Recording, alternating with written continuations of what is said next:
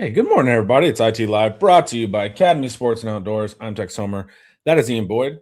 It is the second day of practice for Texas football. Our guys, Evan and Joe, maybe Eric, I'm not sure, are on site today, and then they'll be joining the live later to give us the news hot off the presses, man, about what's going on at practice. But until then, me and Ian are going to talk some offensive line stuff.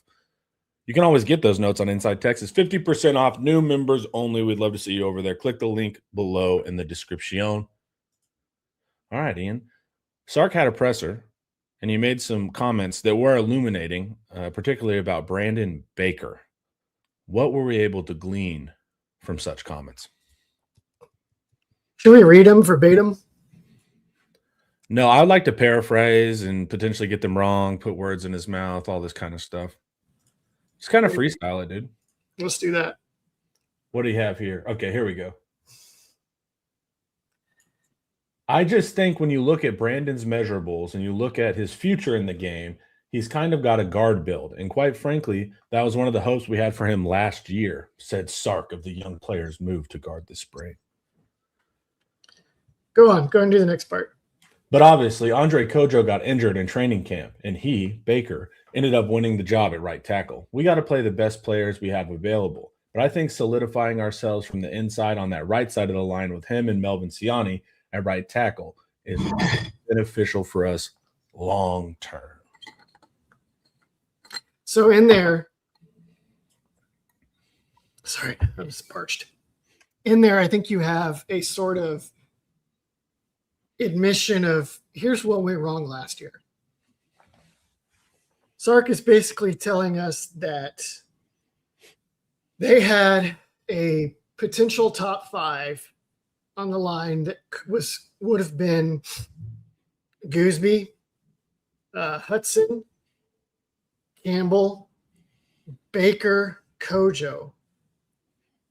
Whether that's true, anybody's guess. I do know that we heard going into the season that they felt like they really only had two surefire, true NFL tackles on the roster.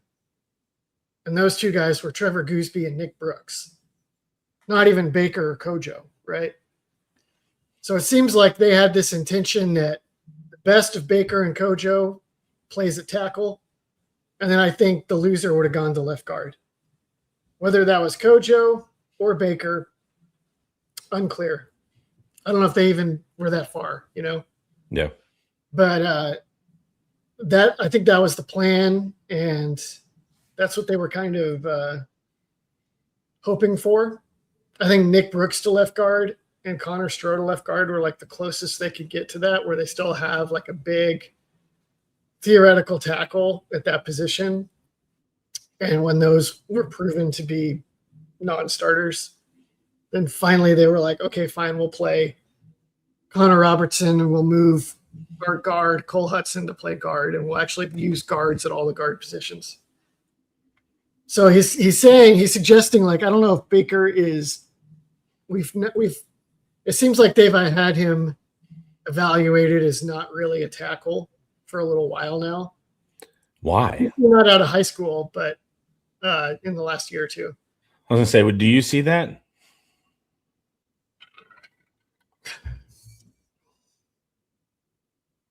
No. I don't see that either. That's why it's a little confusing to me. I don't know what his length is like. That would have to be it, right? Because his feet are fine.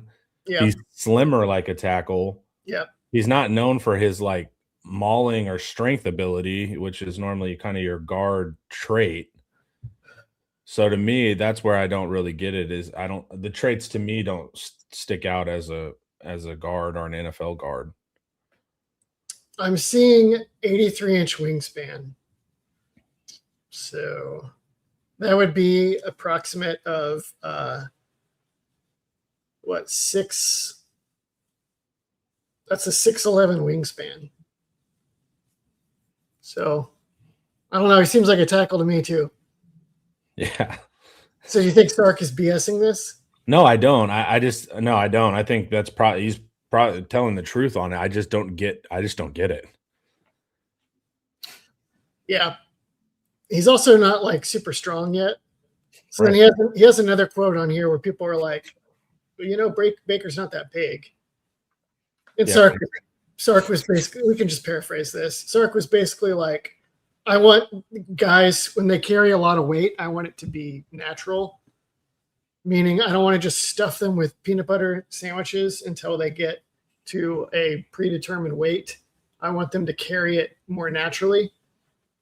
That's kind of their large human philosophy. It's like, we want guys that don't have to set alarms in the middle of the night to eat sandwiches and drink shakes in order to maintain weight.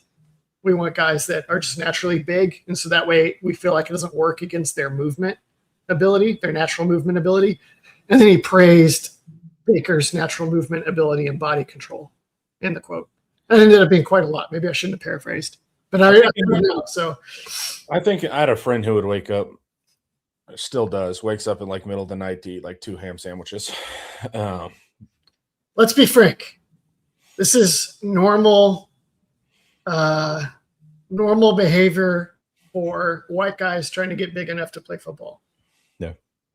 A lot of times the natural mass of us Caucasians does not reach the desired proportions for football without assistance. But my thing is even like, I think it makes sense in context. I don't think it's because we're really selecting for traditional guards. I think they're fine with tackles that play guard. I think they're selecting for that. So I think maybe my process is often like, hey, this doesn't make sense traditionally for a guard, but they're not really selecting traditionally for a guard. Like, they love that he's pretty much a tackle that they can put. Here's the other trick, though, is that they have generally put their best pass protecting guard at left guard. Most teams do. Sure. And so why Baker to right guard? I know that doesn't. The reason why you put him at left guard is because people isolate the defensive end on the left tackle. So they'll put the 3 tech on the left guard and you'll get 2 1-on-1s. And that's a way to ensure they get 1-on-1s. So that's why the left guard generally is a better pass protector than he is a run blocker. And Texas has done that traditionally too. So yeah, I don't get that either. Because if you're doing the traditional run heavier guard and is more of a mauler, once again, that's not really Baker's proven skill set yet. So in Sark's time at Texas, the first left guard was Denzel Okafor, who was like just the most veteran guard they had. He was like a 6th-year senior. And then he got injured. And then for the Oklahoma game, they moved Derek Kerstetter from right tackle to left guard to solidify it against the Sooners, which worked until it stopped working in that game, during the game. And then I don't remember what they did. The rest of the year was kind of grab bag, hang on for dear life. And then after that, it was Hayden Connor. More of a tackle. 3 years in a row at left guard. And they would play the smaller run blocker at right guard, whether it was Cole Hudson or whether it was DJ Campbell. And then last year when they had the vacancy, they tried Neto in the offseason, didn't even make it to the regular season. More of a right guard for them, temperamentally and in like profile, right? Big run blocker, unproven in pass pro to the point where they just didn't even try. Then they tried Connor Stroh. Theoretically, big obstacle and pass protection, realistically too stiff. Then they tried Nick Brooks, who I'm telling you they felt was one of 2 guys on the roster that was actually an NFL tackle kind of player last year. Then they give up and play Cole Hudson. And now they come back, and it's Brandon Baker is moving to guard. Surely it's left guard, and then it's not. It's right guard. That's pretty weird, right? Yeah.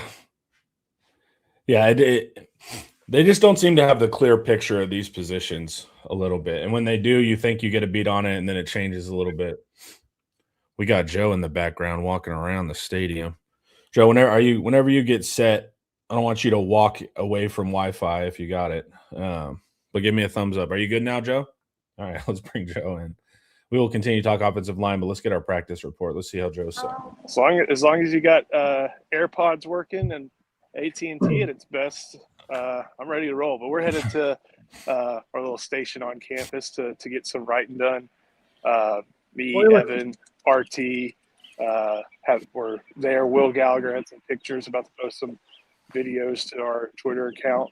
But another good day. We were in DKR, so that keeps us on the north end of everything.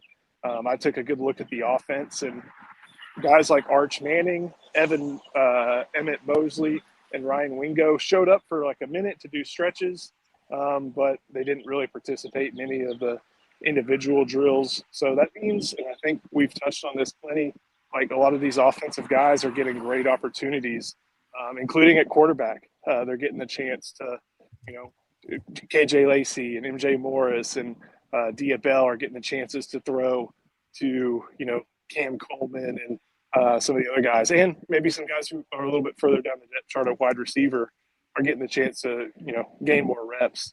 There was one interesting thing I got to see them doing running back drills, and there were some drills predicated on, 20 personnel looks, two backs in the backfield working together, one crossing in front of the other on maybe a split block, and then the other, faking a handoff, maybe going out in a pattern. But that's just something that they're repping. And you don't rep that unless you maybe plan to use it down the road. So I found that to be kind of interesting, just kind of the one nugget. When I'm watching the defense and the offense, I'm trying to see maybe what's different, because there are so many new coaching faces here. But the one thing that really stood out to me was basically every position has two coaches. And every position has two cross the street safely. Don't get hit live on stream, dude. Live on YouTube. This is YouTube, not live leak. But every position coach, every position basically has two coaches now. I was watching Steve Kasula do a lot of work with the tight ends, while Jeff Banks had a quick minute with the specialists, maybe a quick minute with some of the recruits there. At wide receiver, Billy Gonzalez and Chris Jackson are both there. That's Billy Gonzalez, who's a former interim head coach, longtime SEC guy. On the offensive line, not only do you have Kyle Flood, but you also have, there's another car up behind me. You have Kyle Flood, but you also, one second. Trying not to break everybody's eardrums. Kyle Flood, Jason McAdoo, and then you got some analysts like Darren Gatewood and Mitch Zalotti. There's four coaches right there. Quarterback, AJ Milway, Mike Beaumonte, and then Sark is floating around from spot to spot. So that's, aside from the depth chart, which is always kind of important, I thought it was kind of notable that all these different positions have multiple coaches. And so that means multiple guys who just have the opportunity to do one-on-one coaching with players up and down the depth chart. Yeah. Did you get no 11 on 11, no clear indicators of rank and depth? Besides who starts the drill. Yeah, that's trying to get the lighting right. That's kind of how I've been, and they've been doing that for a while. That's also a good way to just see where they want to put guys, guard and tackle. John Turntime's been playing tackle. I don't think that's a surprise to anybody. Dylan Sikorsky gets his guard reps. And then when it's like, okay, so they'll do tackles, you do the sled drill. Guards, you do the sled drill. And then centers. And they're letting Dylan Sikorsky get some center reps along with Jackson Christian. And there was one other, I think Devin Coleman was another guy who was getting some tackle reps. So the other thing that I noticed was that, at least on offense, they split the tight ends a little bit more between H and Y. Used to, I would just see them all in one group. Now, the Ys are doing it, and that's led by Spencer Shannon, Michael Masunas. I think Charlie Gilek is there as well. And then the H's, it's a little thin right now, but it's Amari Winston. Oh, excuse me. In order, it's Nick Towns and Amari Winston.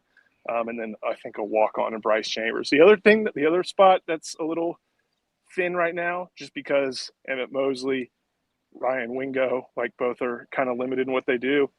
Dalen McCutcheon's getting a lot of work at slot. And so I think that's going to lead a lot of these other receivers, maybe now that we're out of here, maybe they'll try Chris Stewart or Cohen Brown or Jermaine Bishop at slot, just because at least in the depth chart, which isn't, they have to have a depth chart, but you can move guys around. There's only one scholarship slot receiver there right now. So I feel like there's going to be some good opportunities for a lot of the offensive receiver freshmen, maybe to get some opportunities there. Was defense at the far end of the field? Defense at the far end. I let Evan get a better look at that. RT got a pretty good look at that as well. But it was a little bit tougher for me to tell. I was just trying to see what's new. Kyle Flood still, whenever they start their drills off, it's with the steps for all their run plays, wide zone, mid zone, inside zone. That's where they start. And then they get to double teams with the tight ends. Like, the way they start things out, you don't see a whole lot of pass blocking, at least in the drill portion, in individual drills. Like I said, when you've got 4 coaches there, the message can get relayed pretty efficiently. You just have to have the right guys, and you have to have the guys hear the message. Yeah, I think it's not, like you said, Jeff Banks can go do special teams and then go back. I wonder how that worked previously. They just had to structure it differently, I guess. Running backs, you talked about Smothers and Brown. How did the depth chart kind of shake out after that? Yeah, it goes Smothers, Brown, Niblet. Hold on, let me know if this messes. Can y'all still see me? Nope, I went away. No. Sorry about that. No, you're good. Oh, okay. Here, I'm gonna trying to do 10 things at once. Smothers and Brown are on top. Then it's Niblet, and then I think it's Derek Cooper from there. So that means guys like Michael Terry, Jet Walker. They're a little bit further down, at least when they do depth chart looking things. Was James Simon hurt? No, he's there. Thank you. It's Smothers, Brown, Niblet, Simon, Cooper, okay. The rest. Okay. So he's there. Joe, inevitable question. Does Terry ever participate, Michael Terry, third of that name, does he ever participate in any other positional drills? Not when we're there. He'll do some special team stuff, but he doesn't. He is with Jabbar Jalouk and the other running backs coaches. So if they're weaponizing him, they haven't done that quite exactly yet for other positions. And you had the roster thing. Do they still list them as that combo RBWR, or is it just one? No, that was just Niblet. Niblet was the only one that got that combo designation. So can you see the injured starting lineup on wide receiver? Cam and then Dalen in the slot, and then who's let me think for a second. I'm remembering numbers and then putting them to names, and I haven't learned the roster yet. 8 and 7. So Cam Coleman and Khalil Lockett are first on the outside, out of each spot. And then I believe it goes Chris Stewart and Cohen Brown, and then Jermaine Bishop and Sterling Burkhalter at this point. And so, again, that's missing Mosley. That's missing Wingo. And I'm sure, if they had it the right way, let me get inside as I think the power washing is set to begin. Yeah, great timing. Don't go too far. We might lose your internet. No, well, now I'm inside, so there we go. But, yeah, they are definitely filling up the depth charts on the outside and letting inside operate where they may. And then they still throw some of those guys, not necessarily at the slot position, but they let them, I saw Cam Coleman run some over routes lined up from what would be described as the slot. Over routes from the slot, huh? Yeah. And whenever I see them run routes on air, they're always reading something. Like Chris Jackson, sometimes he'll play a corner who's sitting in the flat. And so that means, okay, if you're running the stick route, that means to run the stick instead of the slant, or the curl instead of the out. There we go. So that coincides with all the stuff about the Texas offense having a lot of pre-snap and post-snap reads, even in routes on air, like they're doing that type of thing, and letting that be seen and just experienced by all the different wide receivers. Any other nuggets like the Cam Coleman over route? Anybody make a nice play? Anybody you were impressed with physically? I got a good look at MJ Morris, and I think he looks the part. He looks like a scholarship quarterback. Um, I mean, didn't see like a bad amount of drops or anything like that. There were one or two on the ground, but it's slick. It was thunderstorming. We weren't even sure if we were going to get this little window. Yeah, it was this bad morning. in DFW last night. Yeah. Didn't see anything super impressive, but the fact that all the positions basically, and I'm sure it's the same on defense. Just thinking you have Will Muschamp there, and then you got corner, and there's so many different guys. I mean, you get the army of polos, but just two coaches basically for every position, and then the fact that you see a little 20 personnel ish type reps and wide receiver pecking order. Kind of a run-of-the-mill spring practice. I wonder what we'll hear from later, but always it was good to see DKR, and they're doing a little facelift on the stadium too. They're putting some new suites in the middle. Yeah. New press centers being built over by the flagpoles in the south end zone, so get to see progress on that, and it's looking good. And there were some recruits there. Didn't get to see very many names just by not being on field level with them, but all in all, good second spring practice. They got one more. I think they get to put shoulder pads on. Then they got spring break, and then they come back, and it'll be time to start firing away with some real football. Cool. Any questions, Ian, before we get Joe out of here? Yeah. Can you go over for us one more time the pecking? Did you get a sense of the pecking order on the line? Yes. And I may not go throughout the whole depth chart, but I'll go with what I remember. That's what we were talking about before you hopped on. Who's at left tackle right now for Gooseby? Coleman.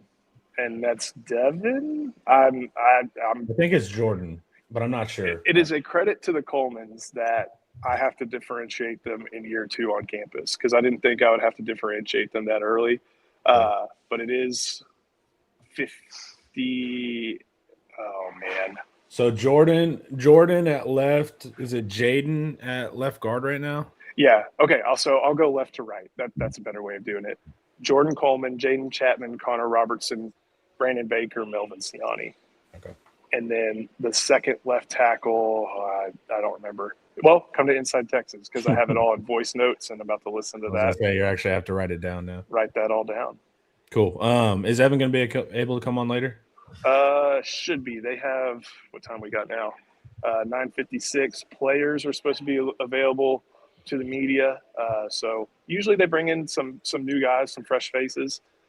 That's going to be after practice is done, so probably about like 11:15 or so. So yeah, he'll have time to hop on and get Evan to hop on, and then he can tell us what he saw on the defensive side. And then also, guys, stay tuned in. We're going to actually have a reaction video with Joe and Evan once they get their notes prepped and all that. That'll come out on the channel and be more streamlined. But yeah, all right, just tell Evan hop on whenever, and we'll see him. Thank you, Joe, for the live reporting live from the that I can do. You go ahead and kick me out of the screen, because I don't know how to do it from my phone. All right, later, man. All right, the powerful Joe Cook as always, guys. Before we keep going though, let's hear a word from Academy. Oh, it's an auto worm bite. Turns out. Giant. Oh, giant. It's a giant. So. Oh, it's a giant! Oh, it's a giant! It's a giant!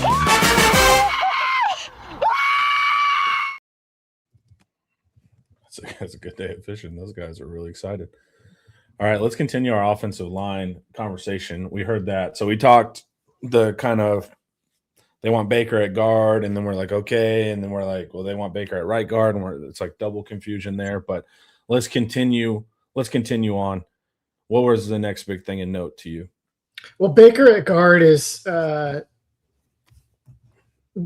think that makes sense of last year. And it, like, even if they were going to keep him at tackle, I think they were going to play Kojo at left guard and use him as the swing tackle.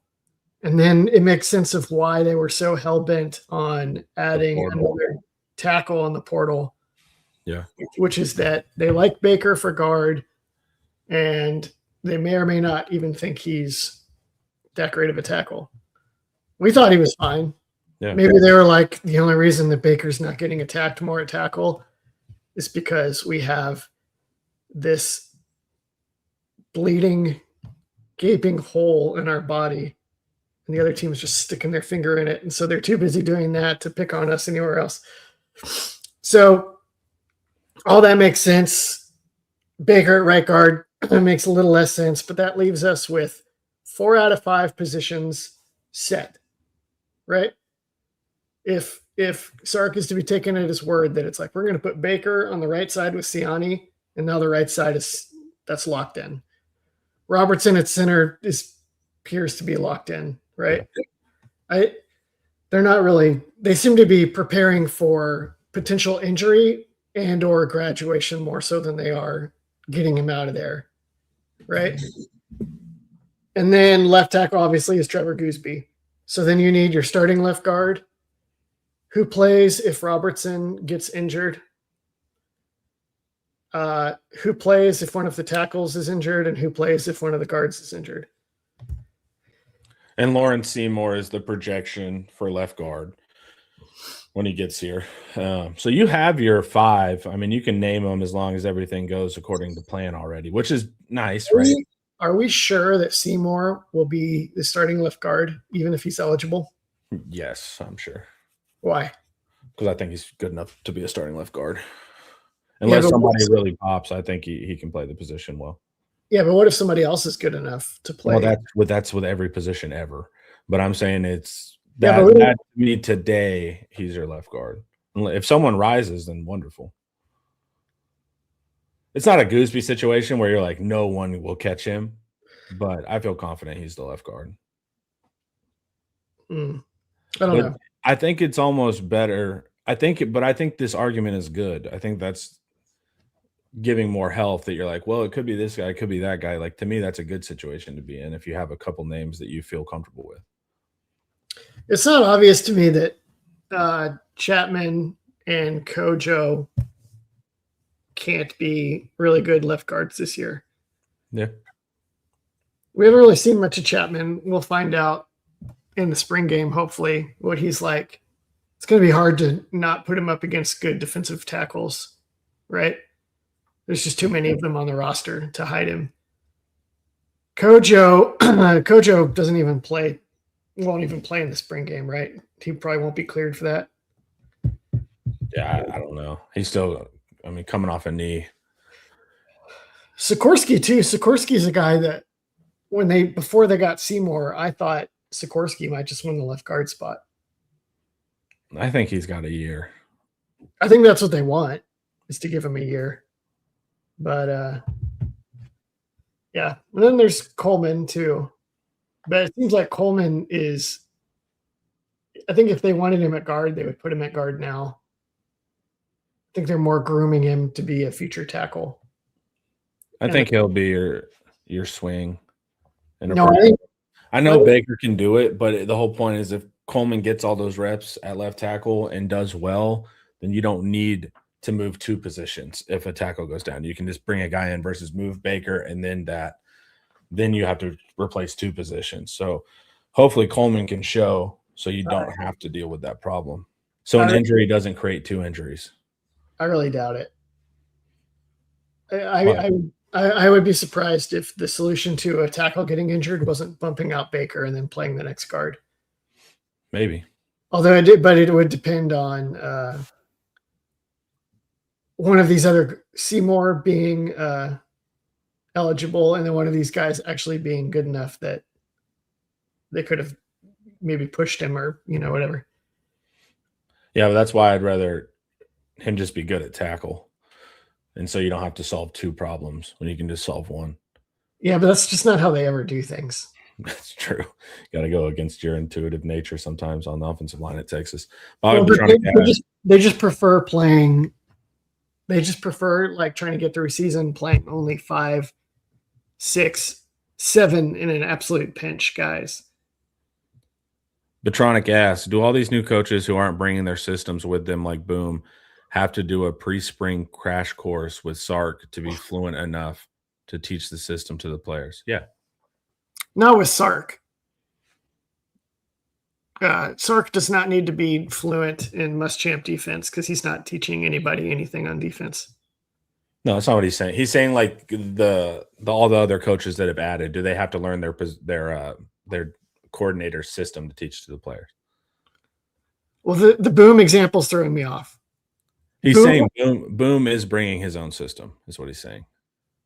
Yeah. No, he says who aren't. Okay, so who aren't bringing their own systems with him like Boone.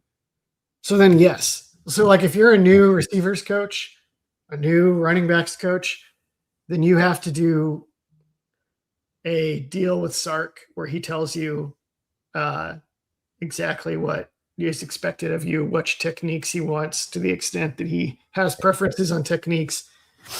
I heard this funny story once from Dave Aranda, where Dave Aranda was in a clinic talking about differences in the SEC and the Big Ten.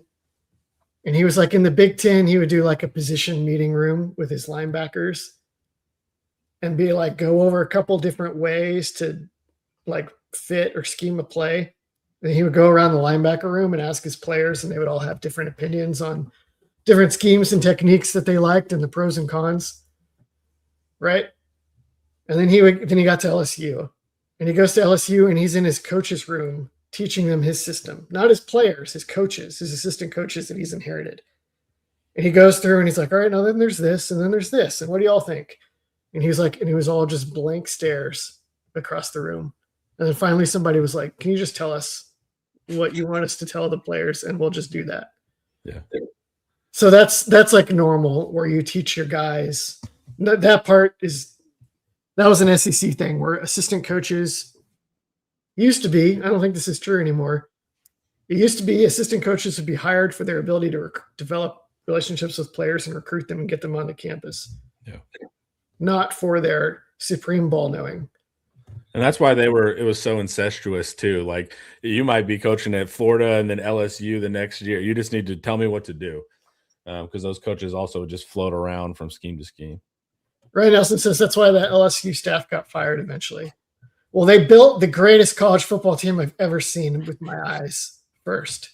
So, yeah. But yes, the coaches do get taught. It's they have to be taught to teach the players. So they'll teach them all the fine points of the scheme. This is why we do this, blah, blah, blah. And then they go and teach it to the players. Yeah. Same reason why you have scheme consultants, like what PAC does, right? PAC will go into a high school and they'll say, hey, we want to run Saban's system, but we don't have experience teaching Saban's system. So PAC goes in, he teaches all the coordinators and head coaches the system, all the fine details, and then they take that to position coaches and players. So sometimes your head coach didn't even know a system. He hired a consultant to come in and teach it to him that year, and then he implements it. Like any consultant, I imagine you get called back in all the time to fix bugs. Yep. Especially when it's not inherent, you're not of it, right? So you're kind of relying on the information on how to solve it versus the intuitive nature. Now, I'm sure if you run it for 10 years, it's a very different story. But yeah, absolutely. All these coaches are being taught by their coordinators what to look for and what to tell their players. Liberty Hill, drink up, Connor. Liberty Hill has this hilarious system where their last two head coaches have not been slot T guys. And so they have to hire offensive gurus that know that system to keep it running. And then both of the last two head coaches have been defensive background guys and specialize in off-season strength training. So they have like two different centers of knowledge that they have to maintain. How do we maximize our athletes in our strength program, and then our institutional knowledge of this archaic, unique, asymmetrical scheme. Texas Hill. Go. That's right. Ryan Nelson asks, Ian Homer, what do you think about left guard and center tandem if Seymour is not eligible? Also, Baker at guard downgrade versus DJ Campbell. I don't think fans gave Campbell enough credit last year. I need to see Chapman or Kojo or Sikorsky or Coleman or whoever. I don't know. What's your rule, Ian? Yeah. The rule is the more guys you have to name as potential solutions to a problem in the offseason, the less likely it is that any of them are the guy. So they are a year older. That matters in offensive line world, I guess. So yeah, offensive line is a little unique. It's receiver, it's really true for receiver. And then the corollary is if the quarterback battle extends for a long time and the coach ever says the words, "We can win with both," just your season's lost. It's over for you. Baker downgrade versus DJ Campbell in the run game stands out. Yeah, I mean, when you put it like this, if Seymour is ineligible, it is entirely possible that Texas could be facing downgrades at both guard positions. Or maybe not downgrades. They're not going to get worse at left guard. Probably. Yeah, I don't anticipate any downgrade. I think you are at the lowest level it could be played. I mean, it was destroying our it could get worse. It can always get worse. But it could be not meaningfully better at left guard or not better enough, and then it could be bad at right guard, and then you'd really be in a world of hurt. So, yeah. I don't think fans gave Campbell credit enough last year. I agree. He had some really, really fun performances. He was the main force of the run game. Yep. What's the Russian proverb? There is no bottom. There's no bottom. Yeah. Because all their political strife, someone's like, it can't get worse. And they're like, it can always get worse. That's good. I usually use that all the time, but I just say it can always get worse. Yeah. Your hand freaked me out. I thought that was a little kid hand that stuck out of nowhere for a second. All right, Evan is on. Evan, you're our defensive man apparently. So from distance, from range, with your young eyesight, what were you able to do, man? Yeah, I wish I had the binoculars out today. They were all on the south side of the end zone. It took a while for them to split off, but when they did, I will say, I mean, that's where I got my first introduction to Coach Boom. You could hear his voice. I mean, we couldn't hear exactly what he was saying, but it was echoing in DKR. He was the loudest coach on the field, apart from maybe Jabbar Jalouk. That might be just because he was right in front of us, but those two bring the energy. They were working on that pursuit drill that I think Joe wrote about yesterday, where they have about 7 guys in the middle of the field, an outside corner, and he says left or right, and then you got to go pursue a guy going that way. And a few players popped out there. I thought Murad Watson had a really good rep or two there, where he was running down the field, chasing the guy past the 50. Colton Bostic as well.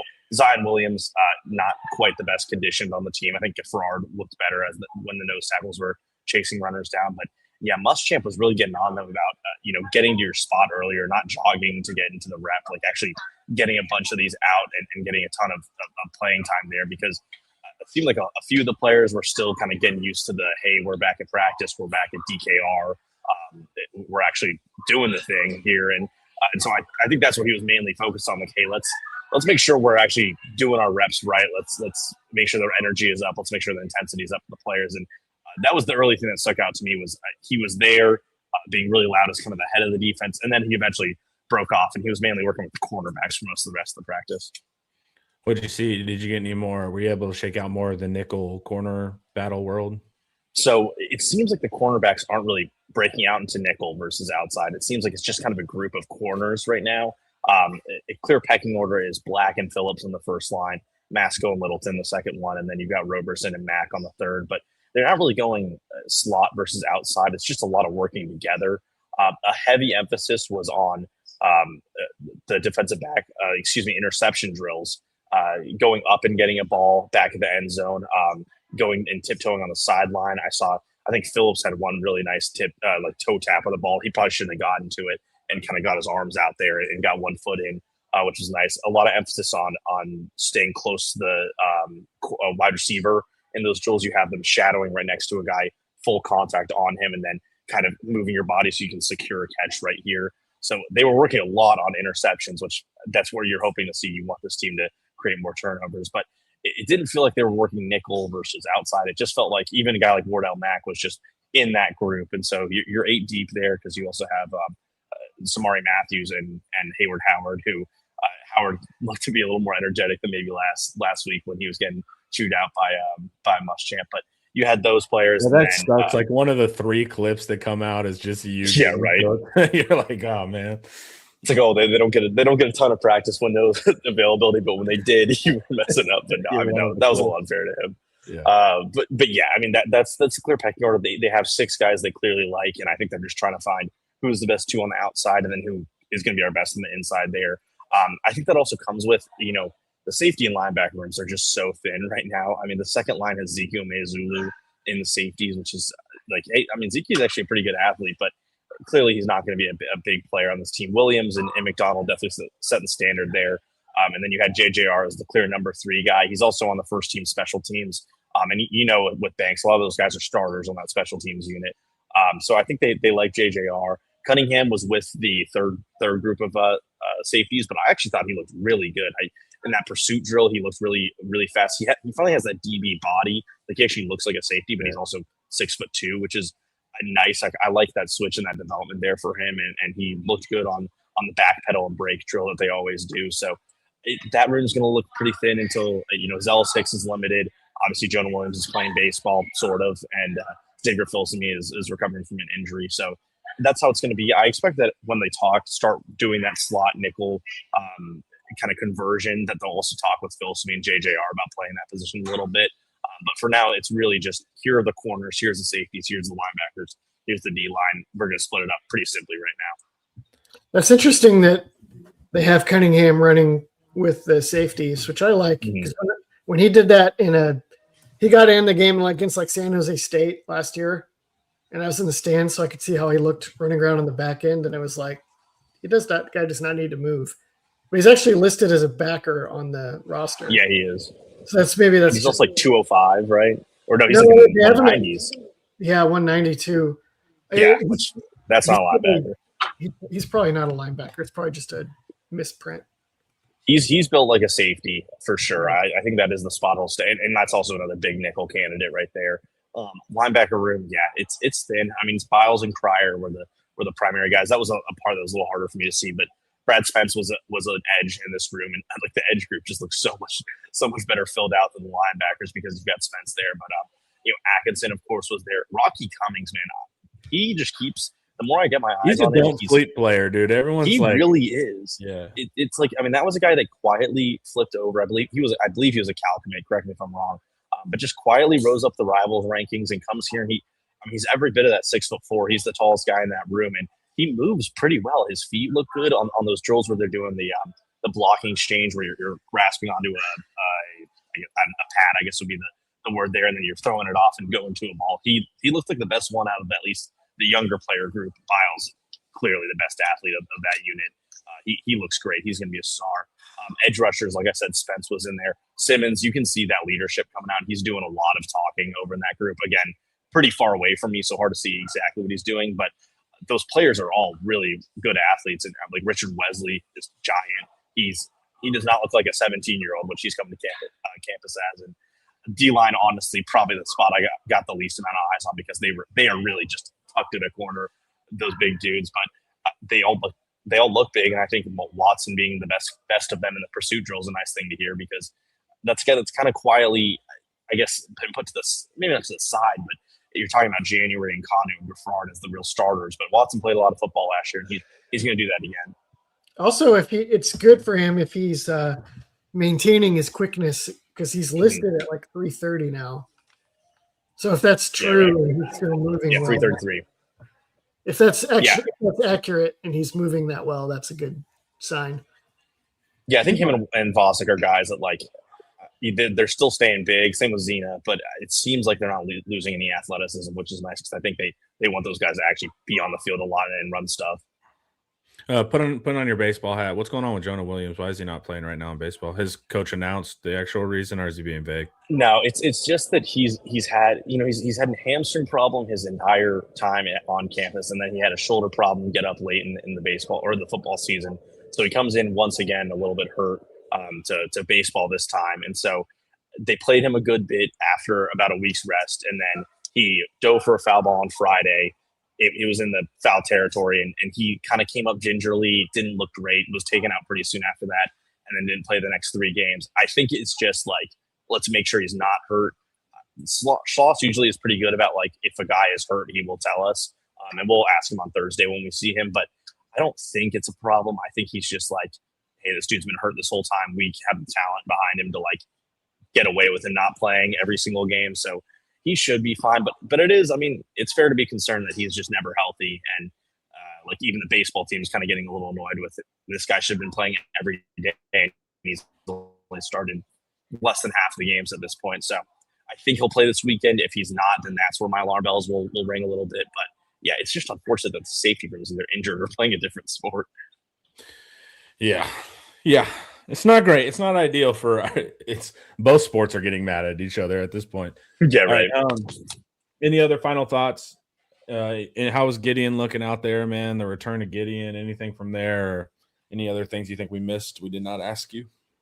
I don't think so. Gideon's a quieter guy, so it's a little harder when we're, they're working at the opposing 35, 40-yard line and we're standing over there. But, I mean, the safeties move well, and he seems to be got them in shape. It seems closer to those.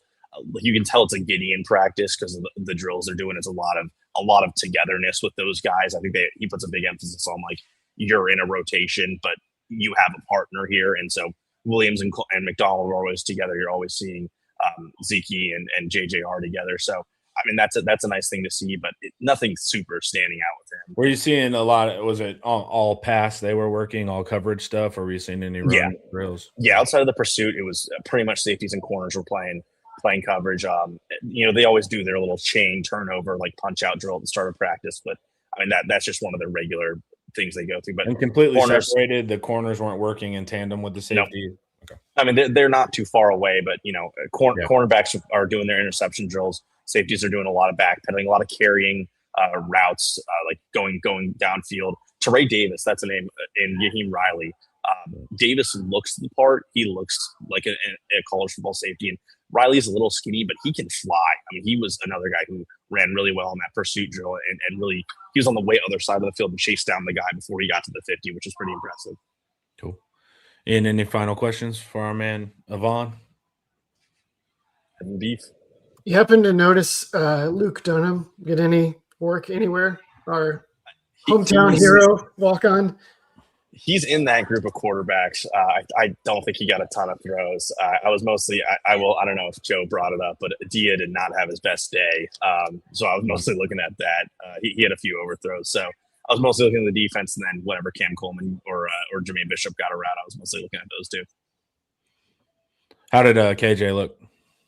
KJ's good. He throws a tight spiral. He was hitting his deep balls. He's clearly the best quarterback of the three that are there, or four if you want to count the hometown hero. Clearly the most advanced, better than Morris, better than Bell at this point. Hits every throw that they're throwing out there. Obviously, it's guys running routes against air, but I thought he looked the best, and I just wish we could see him scramble, because you always hear Sark talk about it, and then just I don't know. You guys don't get to see that. Yeah, unfortunately. Evan, thank you, man. And then, like I said, guys, tune in. Evan and Joe will have a reaction where they'll distill all of this into a little 10-minuter. But thank you. Thank you for your time, Mr. V. Of course. Have a good one, guys. Seeing you later. Peace.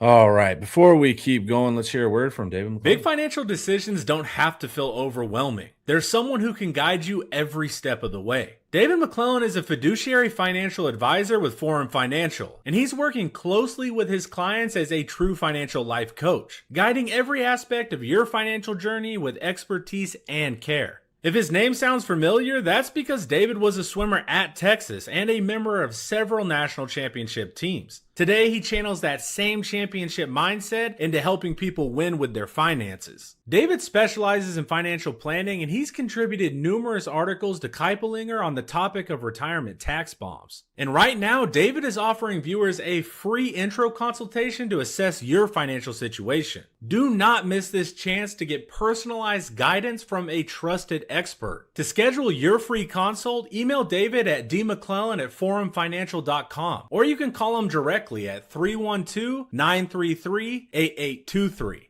The contact info is in the description.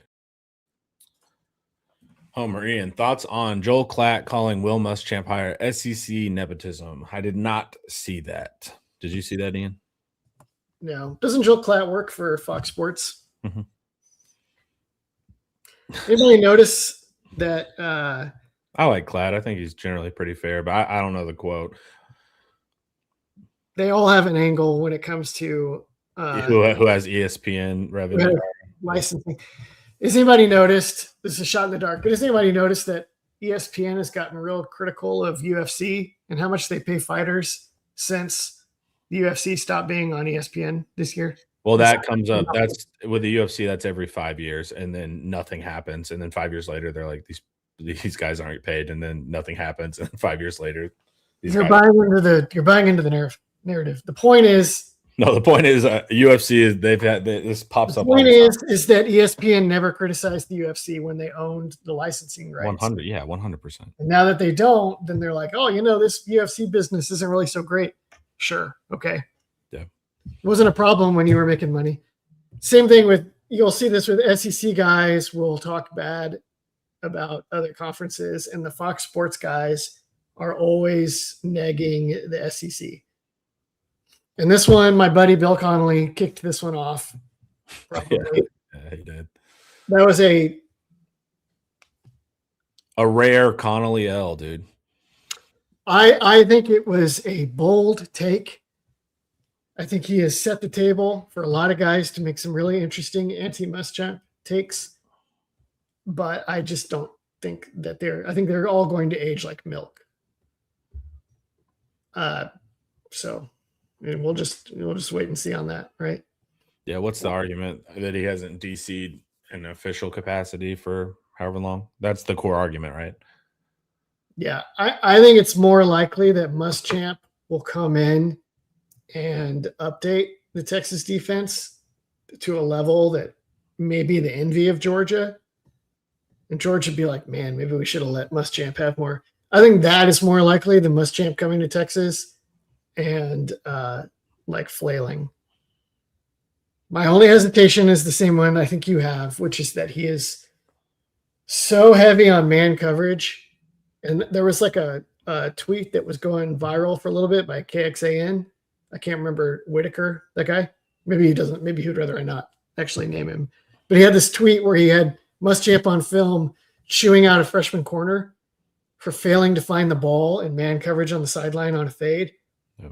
And he was like, if you can't find the ball on these, you can't play. That's going to happen all the time. Which, what does that tell you, Connor? That they're going to play man. That they're going to play man, and they're going to trust those guys on islands outside, which has been the thing that we've pointed out about Georgia for a few years, where they are counting on their corners being able to hold up doing that. And if they can't, then they are very vulnerable. If you can hit your fades like Ole Miss did, all of a sudden they're beatable. So it seems like Muschamp is still very much in that. Fans are going to get what they want. Fans love man, and I love man when it makes sense. But fans are going to get the highs of man, and then hopefully not the lows of man. But yeah, that dominant number one. If you're Indiana, right, and Mendoza can just dot those fades up, that's where it gets really tricky. Or you start in off, and then they start hitting you underneath with curls and stuff. I would rather that they play man, and that they play man like almost exclusively, or man match. My only thing is, if you're playing like Jeremiah Smith or somebody, then bracket them. Yeah. My thing is, and you saw the thing too, and I think I brought it up to Paul yesterday, but the Justin Blackman, Jordan Nelson tweet where he was like, yeah, he was cooking you. We had to play zone all game, which just shows Muschamp is like, you play zone when you absolutely have to. It's an embarrassment. It means you couldn't cover, right? You failed and we had to play zone. So that was another kind of insight to the mentality. And even what Evan was just naming in the drills today, what were they doing? You got to run on the sideline in phase and you got to find the ball. That's not a zone drill. So yeah, you're going to get the highs of man, and then hopefully, you're going to get some of the lows of man. It's impossible not to sometimes, but on those teams that can't execute that, it can get frustrating. But also they have zone. If you're getting absolutely cooked, they have other options. It's not like they're just going to be stuck out there.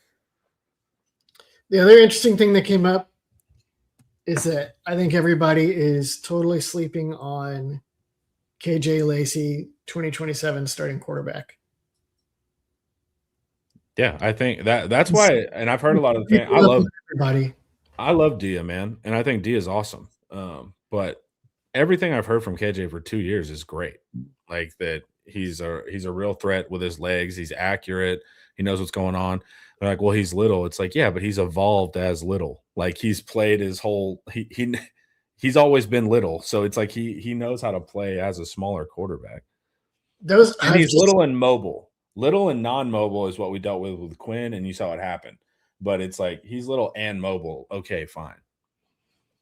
I've seen this so many times, right? The quarterback that can escape pressure and make you chase him the whole game and then is very accurate and good at making decisions and accurate throws will chew up college defenses every day of the week. Yeah. That you should really be aiming for that guy, especially if you can get him older. And Texas, Lacey would start as a redshirt sophomore next year, right? Yeah. That's good. 4th and 5th year better still, but 3rd year is fine. Yeah, 3rd year and all in the same system, sitting behind stable quarterback play, not getting thrown into the fire. All that stuff is good. Nelson, okay, go ahead. Rewatch 2022 Georgia versus Ohio State. Dogs got burned deep in man over and over. Yikes. Can happen. Yeah, there are many such cases. Yeah, that's why man is awesome until it's not. I'm in a must-champ in 2010 against Justin Blackman in Oklahoma State. That'll get you. Well, see, I like the man match stuff not for like deep balls. I like the man match stuff for like contesting shorter concepts. That's one of the most like frustrating parts to me is when they can nickel and dime super effectively and more like situationally when it's like 3rd down and you're just giving them the free 5 yards on the little end breaker. That stuff drives me nuts. And then luckily, there's answers deep. We've seen it with Pack. They'll get a safety on a receiver if he goes deep. There's ways to beat it. You can get one-on-ones by sending guys vertical. But I like man. I just don't think it's the end-all be-all. I just think there's different tools for different situations. But the thing about man is that it frees up your safeties. And if you want, you can then use them to bracket troubling receivers. Yeah. Like Belichick lived in man, and then he had all sorts of different you can go look up a reel on YouTube of him going up to Ocho Cinco before the game and telling him double whatever. Yeah. They had a specific play call. There was like man coverage with a particular bracket on one receiver that they could use. And they could follow him around the field. And he's like, come on, coach, don't do this to me. He's like, you're not touching the ball today. Yeah. Yeah. It was like double 85 or what was his number? 85. Vassar, Make Defense Great Again, has tweets where he like details the coverage. It's like 85 Vice or something. I can't remember. Yeah. Did anyone do better against Jeremiah Smith than PK? I don't know about better, but the blueprint, I spent that whole week and a half before that game explaining what Michigan did and why it worked and why Texas should steal it. And that's what they did. They maybe did it a little better than Michigan, although Michigan won, so it's hard to. But Jarrett Smith did nothing. So what about when we got to play that Jeremiah Smith guy again? I keep zone. Well, or bracketing him in particular. Well, they lost Carnell Tate, thank God. Yeah, there may be another. Because they were so yeah. They have that other guy. They have that guy. You can't just with Ohio State. They seem to, but it's also like once you start bracketing Smith, now you can open if they got another dominant guy, and then they got a third. They might because it's Chris Henry out of Modern Day, the 6'6" guy that looks like Randy Moss. Yeah, the guy we wanted. Yeah, the guy that we wanted. Yeah. I had a coaching friend that hears from the staff every now and then at like clinics and stuff, and he was like, "They are going to make a run at Chris Henry at the end. You can count on it. They think that he's like a singular talent." So, Wink Martindale did not do better against Jeremiah Smith. Wink Martindale, you'll remember, took over in 2024, the year after the championship. Although actually he did do pretty good, didn't he? They just did the same thing one more time and then they beat him again, right? Oh, that was the same year, actually. Yeah, it's the same year because Ohio State lost and then they went on and won it. I don't know if he did quite as good as Texas did, but he definitely did. They did real good. Michigan did. Let's see here. Game logs, 2024. Jeremiah Smith. He caught 5 balls for 35 yards and a touchdown on Michigan. That's about as good as you can ask for. That's really good. I don't know how many times he was targeted, but against Texas, they only targeted him like 2 or 3 times. They were just like, forget it. Yeah, we have a weird view of Jeremiah Smith. Everyone's terrified of him, and we're just like, Jeremiah Smith. But it's just because we schemed it up well. We're not afraid of Jeremiah Smith.